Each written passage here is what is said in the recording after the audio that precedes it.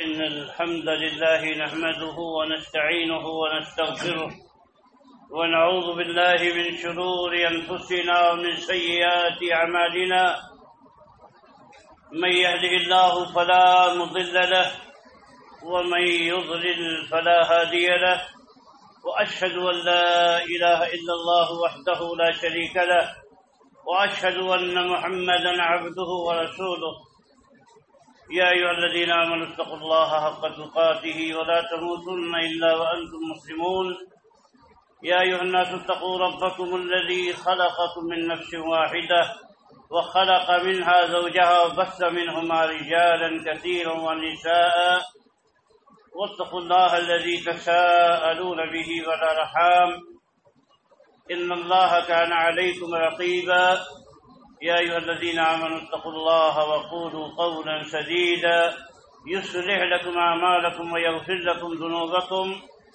ومن يطع الله ورسوله فقد فاز فوزا عظيما أما بعد فإن أصدق الحديث كتاب الله وخير الهدى هدى محمد صلى الله عليه وسلم وشر الأمور محدثاتها وكل محدثة بدعة وكل بدعة ضلالة وكل ضلالة في النار. أعوذ بالله السميع العليم من الشيطان الرجيم.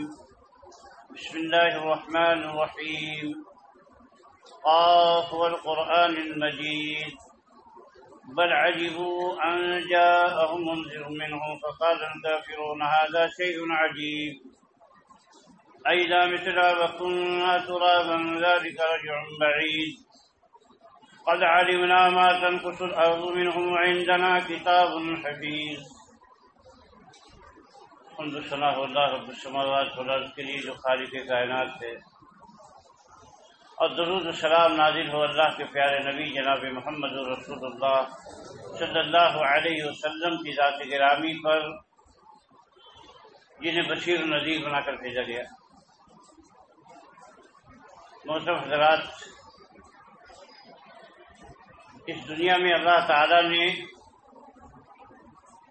ہم کو صرف ایک ہی مقصد کے تحت بھیجا ہے، اور وہ یہ ہے کہ ہم اللہ کی عبادت کریں، اور اسی عبادت سے ہمارا امتحان اور آزمائش. دنیا ایک امتحان گاہ ہے، اور اس دنیا میں انسان کو یہ ثابت کرنا ہے کہ وہ جنت کا مستحق ہے، جہنم کا مستحق.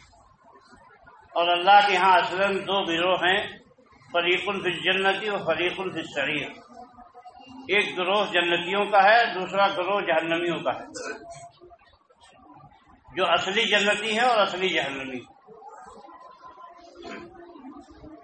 اور ان سب کے اپنے اپنے اعمال ہیں، اپنے اپنے عقیدے ہیں، اعمال ہیں، اخلاق ہیں، اور انہی کی بنیاد پر یہ فیصلہ ہونا ہے کہ کون جنتی ہے اور کون جہنمی ہے. یوں تو ہر آدمی فطرت اسلام پر پیدا ہوتا ہے، جیسا کہ اللہ کے نبی صلی اللہ علیہ وسلم نے فرمایا کہ کل مولود یولد علی الفطرۃ، کہ ہر بندہ فطرت اسلام پر اور فطرت سلیمہ پر پیدا ہوتا ہے. لیکن فأبواہ یحودانہ او یمجسانہ او ینصرانہ، لیکن اس کے والدین اس کو یہودی یا نصرانی یا مجوسی بنا دیتے ہیں.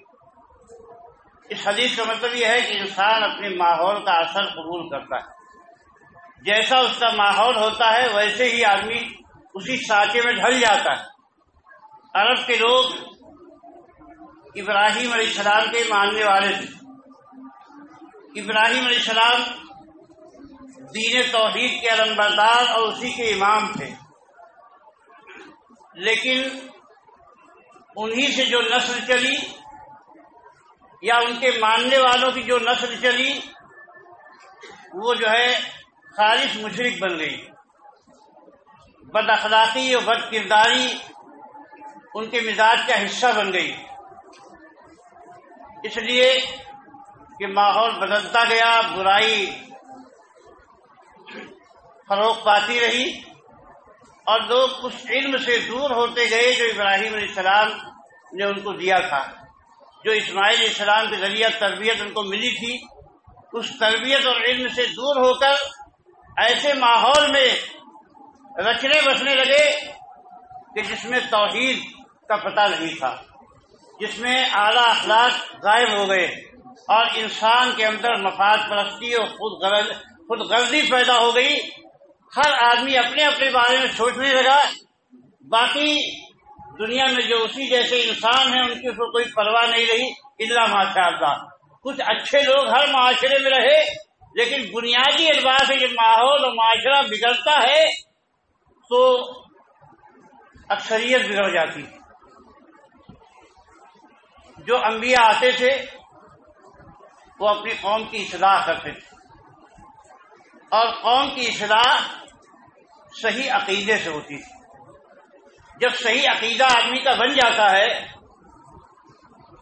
جب انسان یہ جاننے لگتا ہے کہ اس کو پیدا کرنے والا کون ہے، کیوں اس نے پیدا کیا ہے، یہ کائنات اس نے کیوں بنائی ہے، دنیا میں ہم کو کس لیے بھیجا ہے، اس کے بعد ہمارا انجام کیا ہوگا۔ ہم تو مر جاتے ہیں یہ تو ہمیں معلوم ہے، لیکن مرنے کے بعد کیا ہوگا، اسی کائنات میں تنہا ہم ہی بستے ہیں، اور جو مخلوقات ہمیں دکھائی دیتی ہے وہی ہمارے ساتھ رہتی ہیں، یا کچھ نادیدہ مخلوقات بھی ہیں جن کو ہم دیکھتے نہیں ہیں لیکن ان کا وجود ہے اس دنیا میں اور وہ پائے جاتے ہیں۔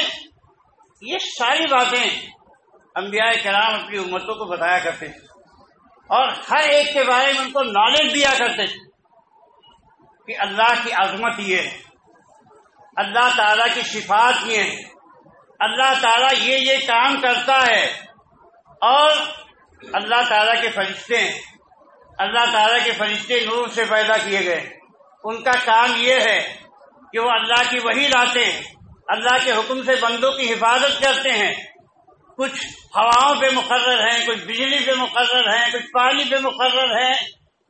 سب باتیں تفصیل کے ساتھ بتا دی، کہا کہ اس دنیا میں جیسے انسان ہے ویسے جنات بھی رہتے ہیں، اور جنات بھی اللہ کی وہ مخلوق ہیں جن کو اللہ نے آگ سے پیدا کیا ہے، اور وہ بھی عبادت کے لیے مکلف ہیں، وہ بھی ایسے بندے ہیں جن کو غیب کا پتہ نہیں ہے، جیسے انسان غیب نہیں جانتا ویسے جنات بھی غیب نہیں جانتے۔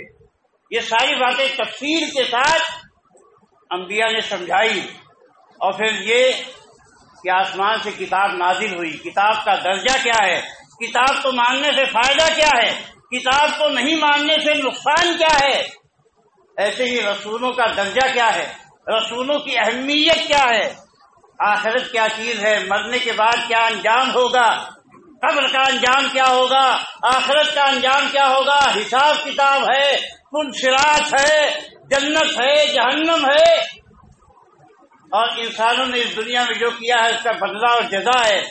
یہ ساری باتیں بتائی گئی، اور اسی طریقے سے بتایا گیا کہ اس کائنات میں جو کچھ بھی ہوتا ہے اللہ نے مخلوق کو پیدا کرنے سے 50,000 سال پہلے سب کچھ لکھ دیا کہ انسان کب سوئے گا، کب جاگے گا، کب اٹھے گا، کتنا پڑھے گا، کتنا جاہل ہوگا، کتنا اچھا کام کرے گا، کتنا برا کام کرے گا، سب اللہ تعالیٰ نے پہلے لکھ دیا، اس لیے کہ اللہ کو سب معلوم تھا کہ جو میں مخلوق پیدا کر رہا ہوں کرنے والی کیا ہے، اور کتنی مصیبت اس کے اوپر آئے گی، کتنا آرام آئے گا، کون فقیر ہوگا، کون مالدار ہوگا، کس کو اللہ تعالیٰ صحت سے آزمائے گا، کس کو بیمار کر کے آزمائے گا، یہ سب باتیں لکھی ہوئی ٹوٹل کلیئر ہے پہلے سے۔ تو جب آدمی یہ سب باتیں جان جاتا ہے تو اس کے اندر ایک بلند معنویت پیدا ہوتی ہے۔ اللہ تعالیٰ نے انسان کو عقل سلیم سے نوازا ہے، اور دنیا میں سمجھ انسان کی ڈفرینس والی، ہر ایک کی سمجھ یکساں نہیں، اور اللہ تعالیٰ کے یہاں سمجھ کی قدردانی بہت ہے۔ ایک تو یہ ہے کہ انسان کے اندر اللہ کے نبی صلی اللہ علیہ وسلم کے پاس ایک صحابی آئے، اللہ کے نبی فرمایا ان فیک خصلتین یحبہم اللہ ورسولہ، کہ تمہارے اندر دو خصلتیں ایسی ہیں کہ جس کو اللہ تعالیٰ بہت محبوب رکھتا ہے، اللہ تعالیٰ کو بہت پسند ہے، یحبہ اللہ۔ وہ خصلتیں کیا ہیں؟ آپ نے فرمایا کہ الحلم والانات، بردباری، شارٹ ٹیمپر نہیں ہو تم، کہ کوئی بات سن کے اشتہار میں آ گئے، غصے میں آ گئے بہت جلدی، بہت برداشت کا مادہ تمہارے اندر، جلدی تم کو غصہ نہیں آتا ہے، حلم اور بردباری تمہارے اندر پائی جاتی ہے۔ ایک تو یہ خصلت اللہ کو بڑی محبوب کہ بندے کے اندر جو ہے حلم اور بردباری پائی جائے، برداشت کی قوت پائی جائے، حالات کو دیکھ کر گھبرا نہ اٹھے، جزا فضا نہ ہو جائے، شکوہ شکایت نہ شروع کر دے، بلکہ اس کے اندر پاور ہو اس کو جھیلنے کا، برداشت کرنے کا، تو یہ اللہ کو بہت پسند ہے۔ اور دوسری چیز کیا بتایا کہ انات کا مطلب ہے جلدی سے کوئی قدم نہیں اٹھا لینا، بلکہ کوئی بھی قدم اٹھانے سے پہلے سوچ سمجھ کے اس کے انجام پہ غور کر کے اچھا برا جان کے قدم اٹھایا جائے، تاکہ یہ بھی تمہارے اندر ایک بہت اعلیٰ صفت ہے جو اللہ کو محبوب ہے۔ اور دوسری حدیث میں اللہ کے نبی صلی اللہ علیہ وسلم فرمایا کہ العلم بالتعلم والحلم بالتحلم، کہ علم سیکھنے سے آتا ہے۔ آدمی کو یہ پتہ نہیں ہوتا ہے، ماں کے پیٹ سے جب نکلتا ہے تو توحید کے دقائق اس کو نہیں معلوم ہوتے، ایمان کے ارکان نہیں معلوم ہوتے، اسلام کے ارکان نہیں معلوم ہوتے، اعلیٰ اخلاقیات کا پتہ نہیں ہوتا، اور پھر اگر بگڑا ہوا ماحول ہو تو اور زیادہ انسان بری باتوں کو اچھا سمجھنے لگتا ہے، پیمانے بدل جاتے ہیں۔ تو فرمایا کہ سیکھنے سے علم آتا ہے، اگر سیکھو گے تو علم آئے گا، اور مشق کرو گے، ٹریننگ لو گے، اپنے آپ کی تربیت کرو گے تو بردباری تمہارے اندر پیدا ہو۔ تو پتہ چلا کہ ٹریننگ دینے سے بردباری پیدا ہوتی، غصہ دلانے کا کام کیا کسی نے، آپ کو غصہ آیا، آپ نے سوچا کہ اس کا اظہار کر دوں، لیکن آپ کو یاد آیا کہ اللہ تعالیٰ کو یہ خصلت پسند نہیں ہے، اللہ تعالیٰ کو یہ خصلت پسند ہے کہ برداشت کیا جائے۔ حضرت عمر بن خطاب رضی اللہ تعالیٰ عنہ کی مجلس میں جو لوگ بیٹھتے تھے اس میں بہت اکثریت نوجوانوں کی ہوتی، لیکن کون نوجوان؟ جو قرآن کے عالم ہوتے اور قرآن کے بارے میں جاننے والے، پڑھنے والے، ایسے لوگوں کو آپ نے قریب رکھا کرتے۔ جب کوئی اہم مسئلہ آتا تو آپ ان سے مشورہ لیتے، یہ نہیں کہ میں تو اتنا بڑا بزرگ ہوں، کیسے ان سے مشورہ لوں، کیسے ان سے بات پوچھوں، نہیں، آپ ان سے مشورہ کرتے۔ اتنے بڑے امیر المومنین خود ابن قیس نام کے ایک نوجوان تھے، اور یقیناً انہی علماء میں سے تھے جو حضرت عمر بن خطاب رضی اللہ عنہ کی مجلس میں بیٹھتے تھے۔ ان کے چچا آئے اقرا ابن حابس، تو انہوں نے کہا بھائی دیکھو، تمہارے یہاں اس امیر سے بڑی قربت ہے اور ان کی مجلس میں تمہارا درجہ ہے، ذرا میرے لیے اجازت دے دو کہ میں بھی بیٹھ جاؤں۔ تو پوچھا تو کہا ہاں ٹھیک ہے بلاؤ، لیکن جیسے ہی مجلس میں داخل ہوئے، اب دیکھیے تہذیب کا اثر، انسان امیر المومنین کتنے بڑے خلیفہ ہے، اللہ کے نبی صلی اللہ علیہ وسلم کے محبوب تھے، اللہ کے نبی صلی اللہ علیہ وسلم کے ہاں بڑے درجے کے حامل تھے، سارے مسلمان کا ریسپیکٹ کرتے ہیں، لیکن آتے ہی کہا اے خطاب کے بیٹے، نہ امیر المومنین نہ عمر نام لیا، باپ کا نام، اے خطاب کے بیٹے، نہ تو انصاف کرتا ہے نہ صحیح سے لوگوں کو مال بانٹتا ہے۔ اب بتائیے کتنی ڈینجر بات کہہ لی، اور بالکل خلاف واقعہ بات، اس میں سچائی بھی نہیں۔ تو اب انسان کے اندر فطری طور سے غصہ آ جاتا ہے۔ حضرت عمر رضی اللہ عنہ کو غصہ آ گیا، اور آپ نے سوچا کہ جاؤ اس کو پکڑ کے ابھی بتا دوں، اس کو اس کا دماغ ٹھیک کر دوں۔ تو ان کے بھتیجے نے کہا کہ خذ العفو وامر بالمعروف وامر بالعرف واعرض عن الجاہلین۔ امیر المومنین، اللہ تعالیٰ فرماتا ہے معافی کو اپنا شعار بناؤ اور بھلائی کا حکم دو، اور جاہلوں کو نظر انداز کر دو، جاہل کو جاہل کی طرح ٹریٹمنٹ کرو، یہ جان لو کہ تو جاہل ہے ہی ہے، اس کے اخلاق گرے ہوئے ہے ہی ہیں، تو ان کے ساتھ معاملہ بھی اسی طرح کرو، نظر انداز کر دو گا وہ جہالت کی باتیں کرتا ہے۔ حضرت عمر رضی اللہ عنہ کے بارے میں آتا ہے کہ ترنت ان کا غصہ جھاگ کی طرح بیٹھ گیا، وَكَانَ وَقَّافًا عِندَ کتاب اللہ، کہا کہ جب بھی کوئی آدمی اللہ کی کتاب ان کے سامنے پیش کر دیتا تو اپنی ساری خواہشات کو پیچھے ڈال دیتے، اللہ کی کتاب پہ رک جاتے۔ یہ ہے ٹریننگ نفس کی، کہ انسان اللہ کی تعظیم اس کے دل میں ہو، رسول کی تعظیم ہو، قرآن کی تعظیم ہو۔ انسان جب غیر تربیت یافتہ ہوتا ہے تو اپنے آپ کو بہت بڑا سمجھتا ہے، چاہے دنیا کا بیوقوف ترین آدمی ہو وہ اپنے آپ کو بہت عقل مند سمجھتا ہے۔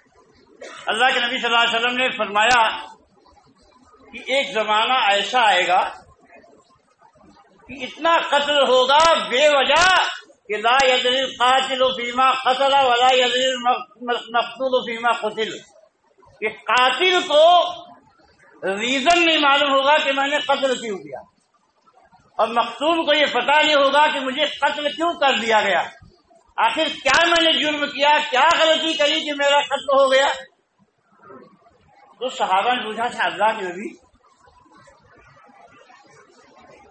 اَیَکُونُ عُقُولُنَا مَعَنَا یَوْمَئِذٍ، جو بھی الفاظ حدیث میں اسی طرح سے ہیں کہ اللہ کے نبی کیا ان دنوں ہماری کھوپڑیوں میں ہماری عقل موجود ہوگی؟ کہا یہی تو مشکل ہے، یمضو عقول اکثر اہل ذالک الزمان، اس زمانے کے اکثر لوگوں کی عقل کھینچ لی جائے گی، لیکن پھر بھی کوئی آدمی یہ ماننے کے لیے تیار نہیں ہوگا کہ میں بے عقل ہوں، ہر آدمی سمجھے گا کہ میں عقل مند ہوں۔ یہ بہت بڑا پرابلم ہوتا ہے قوموں کی زندگی میں کہ جب انسان بے عقلی کے باوجود اپنے آپ کو عقل مند سمجھ لیتا ہے۔ یہ بلندی انسان کے اندر کیسے پیدا ہوتی ہے؟ اللہ کے نبی صلی اللہ علیہ وسلم نے جب دعوت و تبلیغ کا کام شروع کیا عرب کے معاشرے میں، تو آپ جانتے ہیں کہ عرب کے لوگ بات بات پہ لڑنے والے تھے، بات بات پہ غصہ کرنے والے تھے، آستینیں چڑھ جاتی تھی، تلواریں نکل جاتی تھی، ایک دوسرے کو گالی گلوچ برا بھلا کہنا یہ تو بالکل عام سی بات تھی۔ لوٹ لینا ان کا پیشہ ہی تھا، لوٹ مار کرنا۔ ایک قبیلہ دوسرے قبیلے میں حملہ کرتا، وہ بکریاں لے کے چلا گیا اور مال چھین کے چلا گیا، عورتیں اٹھا لے گئے۔ ایک قبیلے والوں کا جو نگراں تھا بکریوں کا، تو دوسرے قبیلے نے حملہ کیا تو سارا مال لے کے چلے گئے۔ تو بعد میں جب قبیلے والے لوٹ کے آئے تو کہا یہ سب مال کیا ہو گیا، بکریاں کہاں چلی گئی؟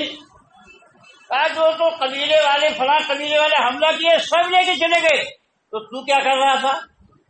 کہا کہ میں اوپر کھڑا ہو کر ان کو خوب گالیاں دے رہا تھا۔ تو آپ یہ سوچیے کہ یہ بھی ایک کام ہے کہ گالیاں دے رہا تھا، ادھر تو مار پیٹ کے سب لے کے چلے جا رہے ہیں اور ادھر گالیاں دے رہے ہیں۔ آج اپنی بھی پوزیشن ایسی ہے کہ جو چاہتا ہے اپنے کو مارتا ہے، پیٹتا ہے، سزا دیتا ہے، اس میں مار دیا اس میں مار دیا، اور ہم کیا کرتے ہیں؟ تقریریں کرتے ہیں، غصے کا اظہار کرتے ہیں، یوں کر دیں گے اور وہ کر دیں گے، دنیا بھر کی باتیں بنانا ہی ہمارے پاس رہ گیا ہے، اس لیے کہ ہماری پوزیشن تھرڈ کلاس کی ہو چکی ہے۔ اس کی وجہ کیا ہے یہ بتائیے کہ کیا ہم خود اپنی عزت کرتے ہیں؟ جو خود اپنی عزت نہیں کرتا دنیا اس کی عزت نہیں کرتی، اور عزت کے لیے معیار اخلاق ہوتے ہیں، کردار ہوتے ہیں، عقیدے سے زندگی بنتی ہے۔ صحابہ کرام کو آپ دیکھیے کہ قرآن نے ان کی تربیت کی، قرآن نے تربیت کی۔ پہلے اتنی شراب پیتے تھے، اتنی پیتے تھے کہ جس کی کوئی انتہا نہیں۔ وہ تو کہتے تھے عرب کے شاعر بھائی میں مر جاؤں تو بھی مجھے انگور کی بیل کے نیچے دفن کر دینا، تاکہ شراب کا کچھ نہ کچھ اثر وہاں آتا رہے۔ اتنے شراب پینے والے لوگ، اور بڑے بڑے صحابہ بھی جب مسلمان ہوئے تو شراب پیتے تھے۔ حضرت حمزہ سید الشہداء پیتے تھے، حضرت ابو طلحہ پیتے تھے، حضرت انس کہتے کہ میں پلاتا تھا سب کو شراب، تو بڑے بڑے لوگ پیتے تھے، اس لیے اس وقت منع نہیں، شروع اسلام میں ممانعت نہیں تھی۔ اللہ تعالیٰ نے پہلے کیا کہا کہ لوگ آپ سے شراب کے بارے میں پوچھتے ہیں تو آپ ان کو بتا دیجیے، خود اسمہما اکبر من نفعہما، کہ شراب پینے میں جو گناہ ہے وہ اس کے نفع اور فائدے سے بہتر ہے اور زیادہ ہے۔ پہلے یہ آیت نازل ہوئی، اور دوسرے کہتے حضرت سعد رضی اللہ تعالیٰ عنہ امام بنے اور شراب پی کے امام بنے، قل یا ایھا الکافرون پڑھا تو لا اعبد ما تعبدون، آیت تو پڑھا اعبد ما تعبدون۔ لا اعبد ما تعبدون کا مطلب یہ ہوتا ہے لا اعبد ما تعبدون، کہ میں اس کی عبادت نہیں کرتا جس کی تم عبادت کرتے ہو۔ لیکن انہوں نے کیا پڑھا اعبد ما تعبدون، میں بھی اسی کی عبادت کرتا ہوں جس کی تم عبادت کرتے ہو۔ کتنا بڑا ڈفرینس ہو گیا۔ وہ قرآن میں اللہ تعالیٰ نے آیت نازل فرمائی کہ لا تقربوا الصلاۃ وانتم سکارا۔ دیکھو بھائی، نماز میں کم سے کم نشہ کر کے مت جاؤ، نماز کے قریب بھی مت جاؤ جب تم نشے کی حالت میں ہو، کہ تم کو بولنا کچھ ہے بولو کچھ۔ سیکنڈ اسٹیج پہ آیت نازل ہوئی اور لوگوں نے شراب پی کے نماز پڑھنا چھوڑ دیا۔ اب خالی نماز کے وقت جو ہے یا اس سے تھوڑا آگے پیچھے شراب نہیں پیتے تھے، باقی رات میں پیے۔ لیکن آخر میں کیا ہوا؟ اللہ تعالیٰ نے فرمایا یا ایھا الذین آمنوا انما الخمر والمیسر والانصاب والازلام رجس من عمل الشیطان فاجتنبوہ لعلکم تفلحون۔ اللہ تعالیٰ فرمایا ایمان والو، جوا، شراب، جوا اور بتوں کے لیے جانور ذبح کرنے کے تھان اور قسمت کے تیر، یہ سب کے سب گندی چیزیں ہیں، ان سے بچو تاکہ تم کامیاب ہو جاؤ۔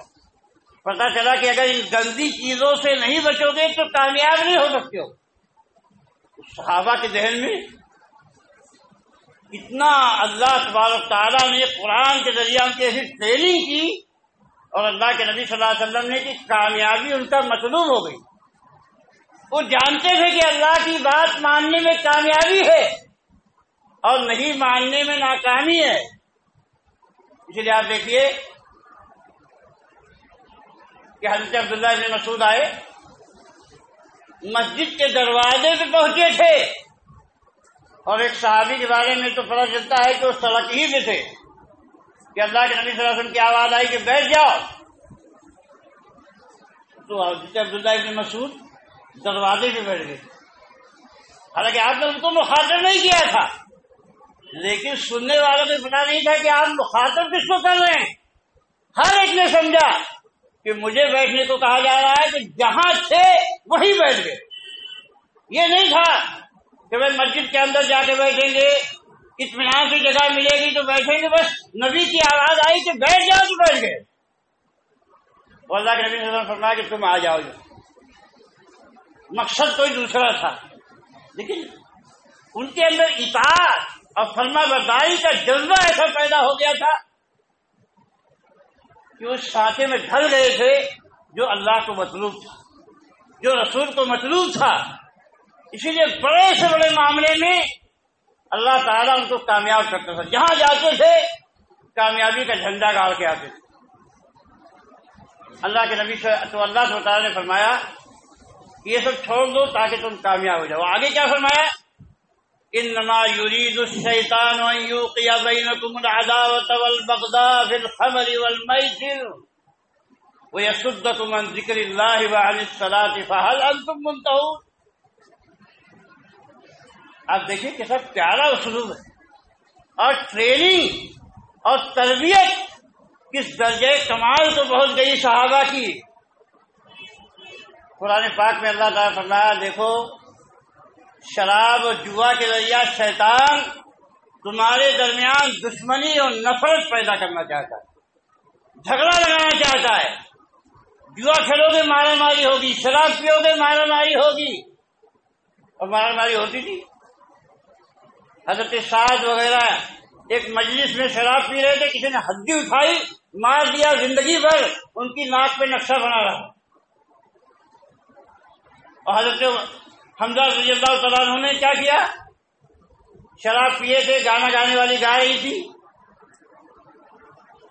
اور اس نے اونٹنی کا نام لیا، یہ اتنی موٹی موٹی اونٹنیاں، اور اونٹنیاں کس کی تھی؟ حضرت علی رضی اللہ تعالیٰ عنہ، اور اپنی شادی کے لیے بیچارے نہیں جمع کی، بہت محنت کر کے 2 اونٹنیاں شادی کے لیے رکھی تھی، کسی خرچے سے اس کو بیچ باچ کے اپنی شادی کر لوں گا، گھر بناؤں گا، اپنی بیوی لا کے بساؤں گا۔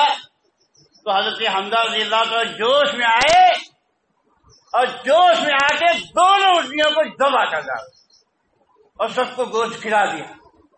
جاؤ حضرت علی رضی اللہ تعالیٰ دیکھے کیا کرے، بہت رنجیدہ ہوئے، اللہ کے نبی صلی اللہ علیہ وسلم کے پاس گئے تو اللہ کے نبی صلی اللہ علیہ وسلم کہا چلو چلتے ہیں۔ حضرت حمزہ کے آگے کہا کیا کیا؟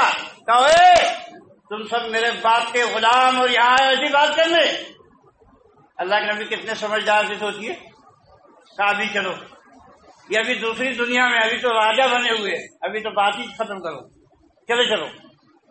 واپس چلے گئے تو اتنی شراب پیتے تھے، شراب میں مارا ماری بھی ہوتی تھی، ایک آدمی اپنے ہوش میں ہی نہیں ہوتا ہے۔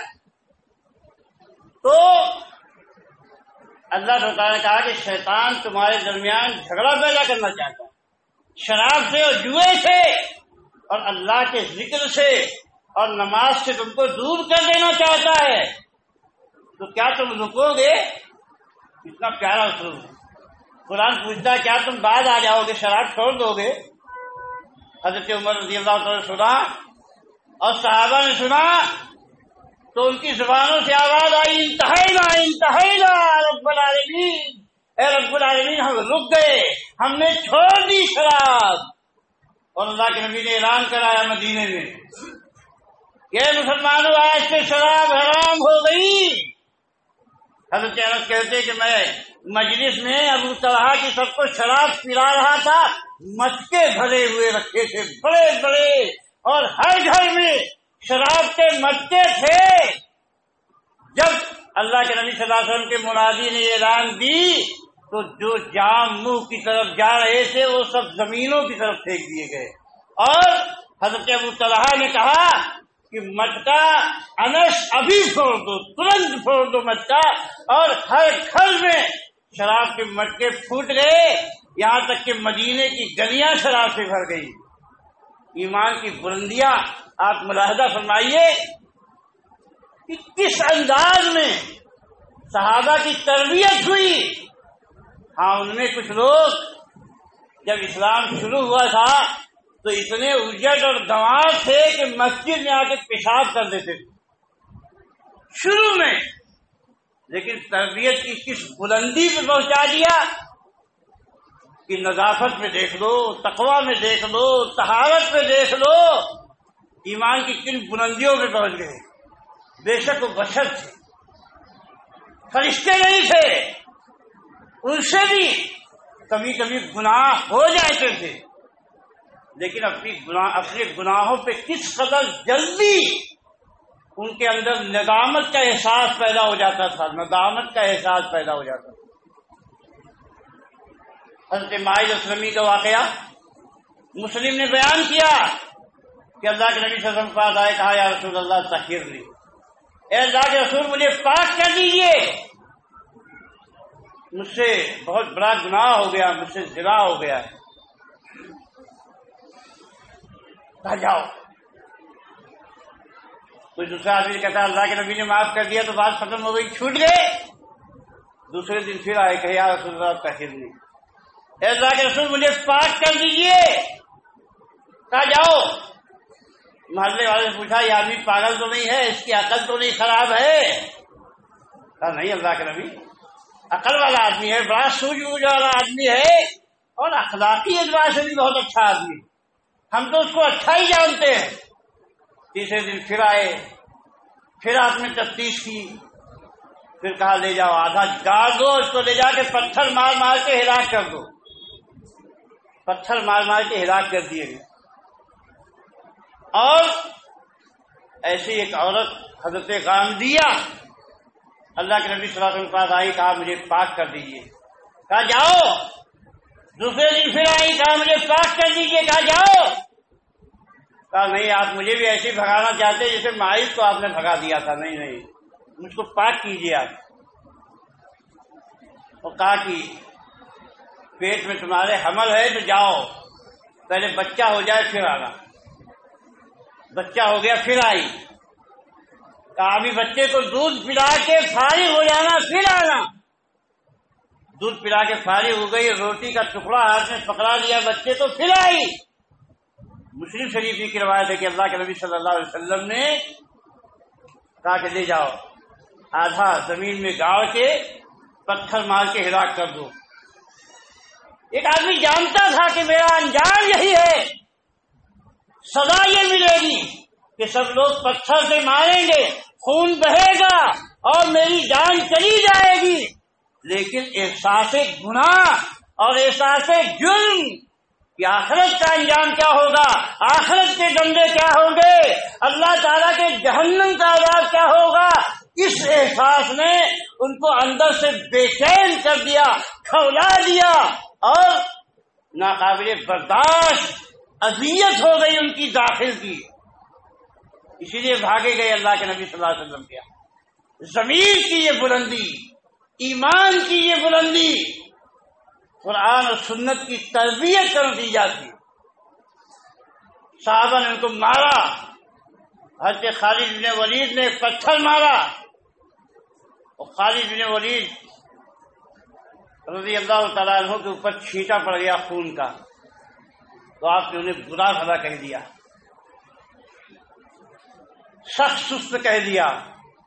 اللہ کے نبی فرمایا خبردار خالد، تم جانتے ہو اس کی توبہ کتنی عظیم ہے، اس کی توبہ کی عظمت یہ ہے کہ جو لوگوں سے ظالمانہ ٹیکس وصول کرتا ہے، اگر وہ بھی ایسی توبہ کر لیتا تو اس کی بھی توبہ قبول ہو جاتی۔ اتنی عظیم ہے اس کی توبہ۔ یہ بلندی اور یہ عظمت تربیت کا نتیجہ تھا، اور اللہ کے نبی صلی اللہ علیہ وسلم نے چھوٹے بڑے ہر ایک کی تربیت اور سوجھ بوجھ کی بڑی قدردانی تھی۔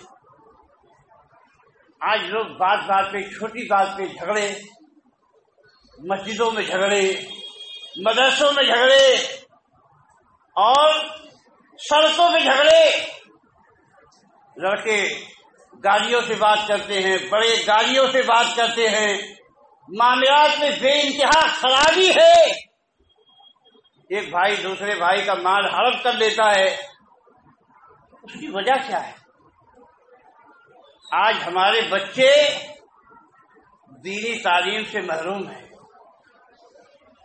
اس لیے کہ بڑے بھی دینی تعلیم سے محروم ہیں، ان کو دینی تعلیم کی اہمیت کا اندازہ ہی نہیں، تربیت کی اہمیت کا اندازہ ہی نہیں ہے، انہیں اپنا عقیدہ نہیں معلوم، انہیں ارکان اسلام کا پتہ نہیں، انہیں اسلامی اخلاقیات کا پتہ نہیں، اور جنت اور جہنم کی کوئی فکر نہیں۔ کوئی آدمی سوچتا ہے کہ جنت جہنم تو مرنے کے بعد کی چیزیں ہیں، عملی طور پہ آدمی اس کو افسانہ ہی سمجھتا ہے، ورنہ آج آپ دیکھیں کہ پہلے تو یہ تھا کہ بھائی چلو آدمی غریب ہے، مدرسے میں جائے گا تو کم سے کم اس کو دینی تعلیم مل جائے گی، حافظ ہو جائے گا، مولوی ہو جائے گا، کتاب بھی مفت ملتی ہے، کھانا بھی مفت ملتا ہے، پڑھائی بھی مفت ہے۔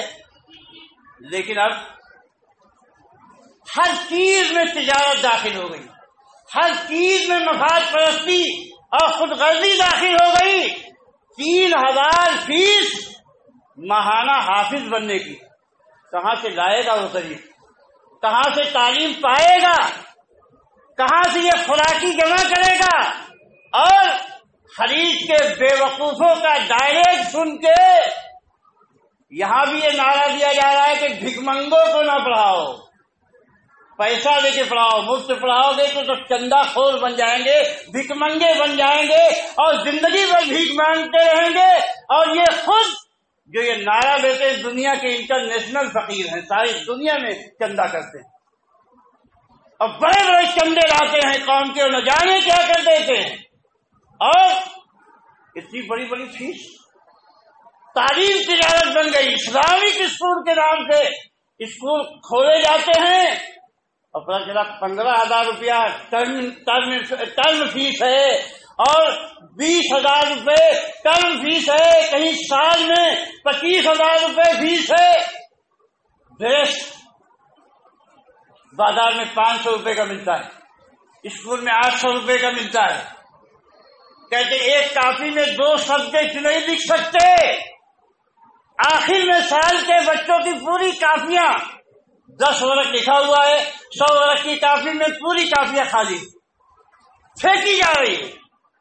کتابیں 10 صفحہ پڑھاتے ہیں، اتنی موٹی موٹی کتابیں خریدوائی جاتی ہیں، پوری بزنس ہے، مفاد پرستی ہے، خود غرضی ہے۔ کہاں سے پڑھے گا غریب کا بچہ؟ وہ مولوی جس کی تنخواہ 8,000 روپے ہے وہ مؤذن نہ مدرسے میں اپنے بچے کو پڑھا سکتا ہے، نہ اسکول میں اپنے بچے کو پڑھا سکتا ہے، کہاں جائے گا وہ اپنا سر پھوڑنے کے لیے؟ سوچو تو صحیح کہ کیا ہے یہ مسلم امت، ہر چیز میں خود غرضی داخل ہو گئی۔ ان کی شادی بیاہ دیکھ لو تو لاکھوں کروڑوں کے وعدے لے آ رہے ہیں، اور یہ امت کے یہ ملا اور پیر پکارے جو کنکنوں پہ، جلسوں پہ، عرس اور قوالیوں پہ، مشاعروں پہ لاکھوں روپے لٹاتے ہیں، امت کے یہ بچے جو جاہل ہو رہے ہیں، امت کے یہ بچے جو دین سے بیگانہ ہو رہے ہیں، اور مسجدوں میں جو مکتب قائم تھے وہ بھی سب ختم ہو گئے الا ماشاء اللہ۔ تو آخر ان کی تربیت کہاں ہوگی؟ ان کو دین کہاں ملے گا؟ ان کو اخلاق کہاں ملے گا؟ ان کے اندر بھی خود غرضی نہیں پیدا ہوگی، مفاد پرستی نہیں پیدا ہوگی۔ آج ایک ڈاکٹر کہتا ہے کہ میں نے 1 کروڑ روپیہ خرچ کیا ہے، 2 کروڑ روپیہ خرچ کیا ہے، میرے باپ نے قرض لیا ہے، تو اب میں مریضوں کے ساتھ رعایت کروں؟ ایک انجینئر کہتا ہے میں نے لاکھوں لاکھ خرچ کر کے تعلیم حاصل کی ہے، تو میں لوگوں کے ساتھ رعایت کرتا پھروں؟ رعایت نام کی کوئی چیز نہیں ہے، قرض حسنہ نام کی کوئی چیز نہیں ہے، اخلاق نام کی چیزیں غائب ہوتی جا رہی ہیں۔ تعلیم جو ایک سستی چیز ہے، اللہ کے نبی صلی اللہ علیہ وسلم نے تو اسی لیے آپ غور فرمائے اگر حدیثوں میں تو اس ابتدائی اسلام میں حضرت عبادہ ابن صامت رضی اللہ تعالیٰ عنہ غالباً کہا کہ میں اللہ کے نبی صلی اللہ علیہ وسلم پاس میں نے کہا کہ میں نے فلاں آدمی کو قرآن سکھا دیا، اس نے تیر دے دی، مجھے ایک کمان دے دی، کہا تو نے آگ کی ایک کمان دے دی۔ ایک صحابی آئے اللہ کے نبی صلی اللہ علیہ وسلم کی خدمت میں، کہا مجھے آپ اپنی قوم کا امام بنا دیجیے، کہا تم کو بنا دیا اپنی قوم کا امام، لیکن دیکھو کمزوروں کی رعایت کرنا، نماز پڑھنا، اقتداء بعضافہم، جو سب سے کمزور آدمی ہو تمہاری مسجد میں اس کی رعایت کرنا، یعنی بہت لمبی نماز نہ پڑھنا یا اتنی جلدی جلدی اٹھک بیٹھک نہ کرنا کہ بوڑھوں کے لیے اٹھنا بیٹھنا مشکل ہو جائے، یہ رعایت کرنا۔ اور فرمایا کہ واتخذ مؤذنا لا یاخذ علی اذانہ اجرا، کہ دیکھنا مؤذن ایسا بنانا ایسے آدمی کو جو اپنے اذان پہ اجرت نہ لے۔ شروع اسلام میں یہ سب باتیں جو کہی گئی اس لیے کہ کم سے کم لوگ تعلیم کو تجارت نہ بنائیں۔ کوئی سیکھنا چاہتا ہے، پڑھنا چاہتا ہے، دین کا کام کرنا چاہتا ہے تو اس کے لیے راستے بند نہ ہوں۔ اللہ کے نبی صلی اللہ علیہ وسلم نے یہ بھی فرمایا کہ جو آدمی 12 سال تک اذان دے اس کے لیے وجبت لہو من اذن اثنتی عشرۃ سنۃ وجبت لہ الجنہ، کہ جو آدمی 12 سال تک اذان دے اس کے لیے جنت واجب ہے۔ دیکھ رہے ہیں کتنا بڑا ثواب ہے اذان دینے کا، کہ جنت واجب ہے۔ اور جو کبھی مسجد میں آتا ہی نہیں، نماز پڑھتا ہی نہیں اور بھولے سے بھی مسجد کا رخ نہیں کرتا، اس کے لیے کہا جنت واجب ہو جائے گی۔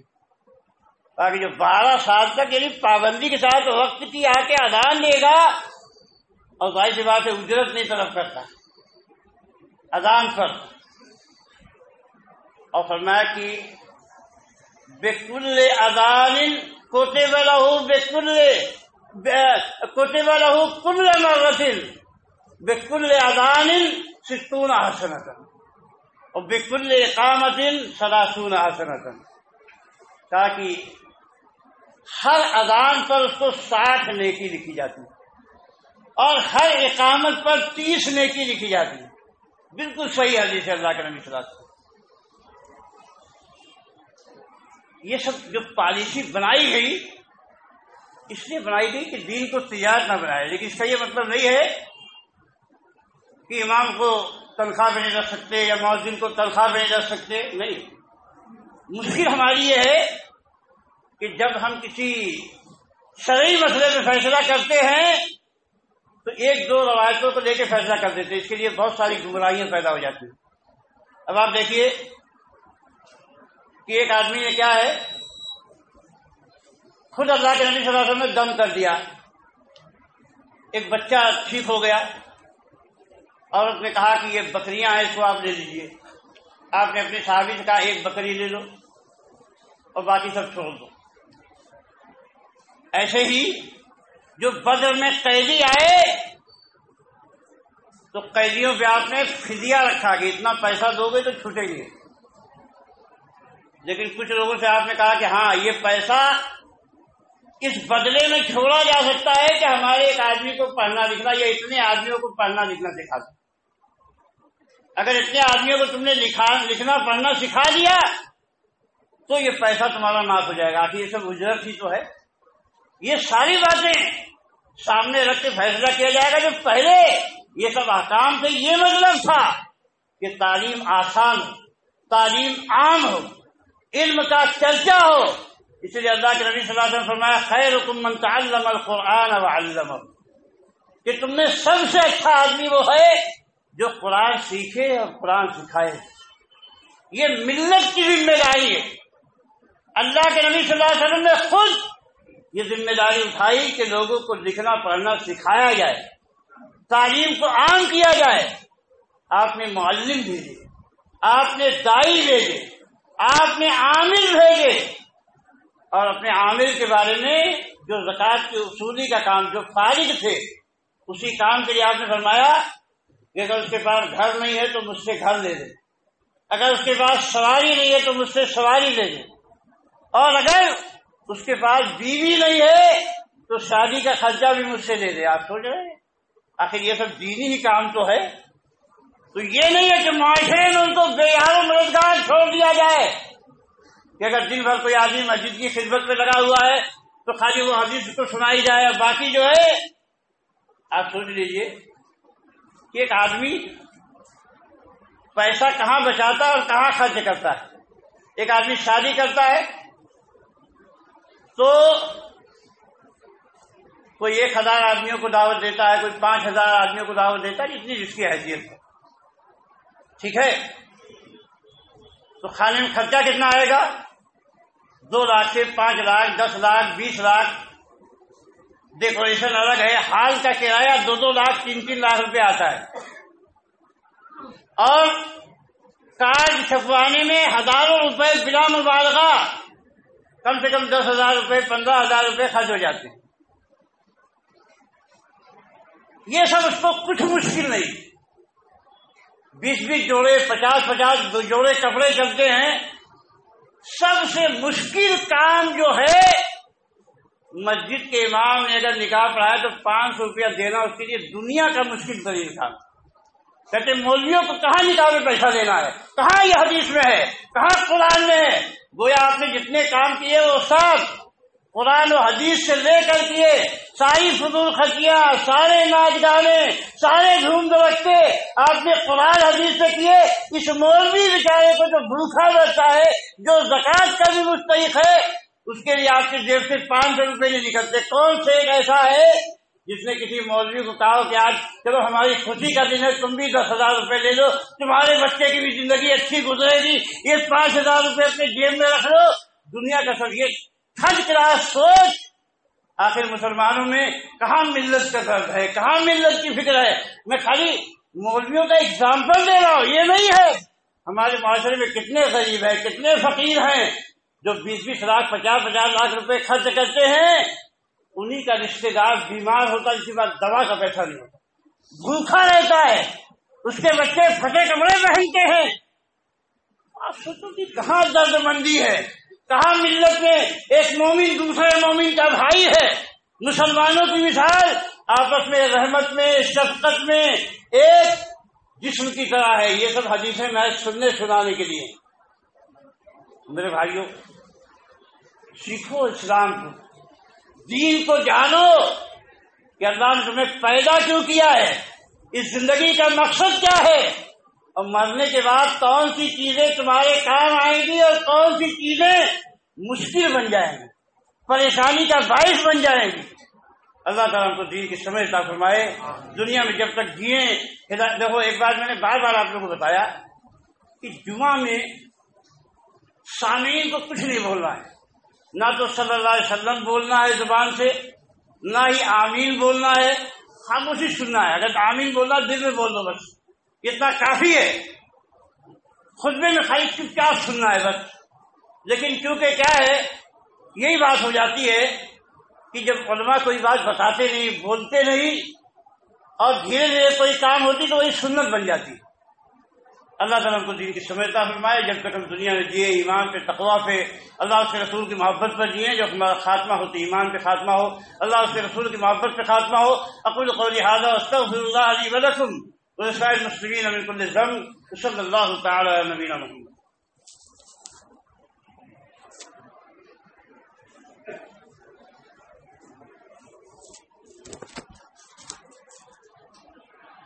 الحمد للہ رب العالمین والعاقبۃ للمتقین، والصلاة والسلام علی نبینا محمد وعلی آلہ واصحابہ اجمعین، اما بعد، اللهم انصر الاسلام والمسلمین واخذل الكفرة والمشرکین، اللهم دمر دیارهم ومزق جمعهم وخرب بنیانهم وانزل بهم باسك الذي لا ترد عن القوم المجرمين، اللهم انزل علينا الغيث، اللهم سيبا نافعا غير ظالم، اللهم سيبا نافعا، اللهم سيبا نافعا، اللهم انزل علينا الغيث، تقبل منا يا ارحم الراحمين۔ اقول قولي هذا واستغفر الله لي ولكم ولسائر المسلمين من كل ذنب، قوموا الى صلاتكم۔